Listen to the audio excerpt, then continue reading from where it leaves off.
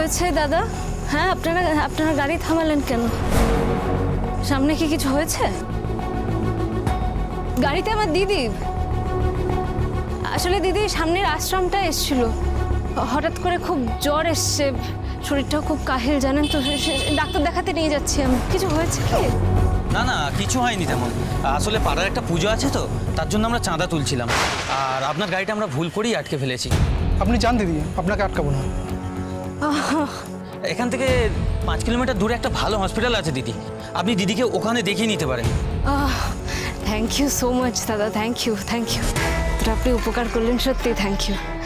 আর বলছি শুনুন না, এটা আপনারা রাখুন। না না দিদি থাক, আপনি যান। থাক বললে কি করে হয় দাদা, এটা তো আপনাদের প্রাপ্য, আপনাদের গ্রামের পুজো খুব ভালো করে করবেন। ঠিক আছে না, সত্যি আপনাদেরকে কি বলে যে ধন্যবাদ জানাই।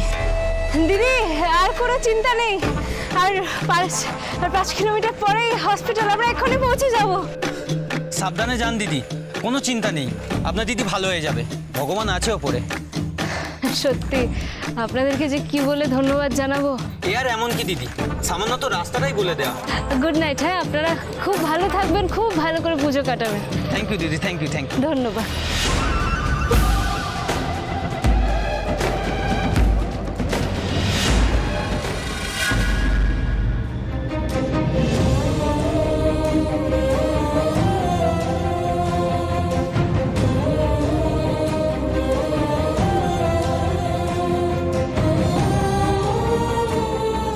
আমার কষ্টটাও তোমাদের কাছে এসেই প্রকাশ করতে পারি।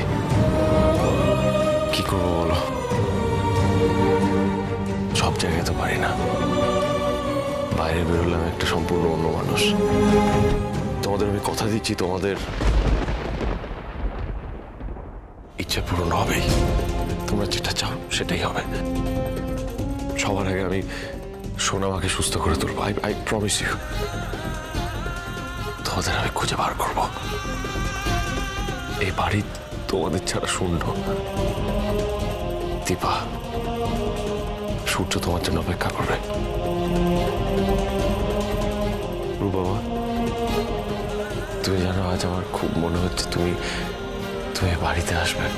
আর আসবে নাই বা কেন, আজকে দিনে তো আমার রূপা আমার পৃথিবীতে এসেছিল। হ্যাপি বার্থডে রূপা।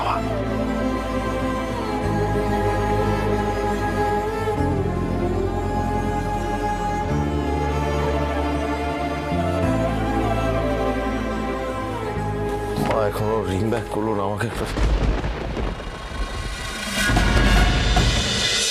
অনুরাগীর ছোঁয়া, সোম থেকে রবি রাত 9:30টায় স্টার জলসায়।